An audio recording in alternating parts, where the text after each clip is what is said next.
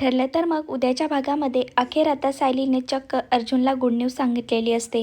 अर्जुन रूममध्ये येतो, खूप वैतागलेला असतो। अर्जुन सायलीला म्हणतो, बरेच दिवस झालं घरामध्ये एक अस्मिता अश्विनमुळे खूपच ताण चालू आहे। दोघांच्या पाठीमागं खूपच टेन्शन आहे आणि त्यांचं टेन्शन बघून आपल्याला सुद्धा खूप टेन्शन येत आहे।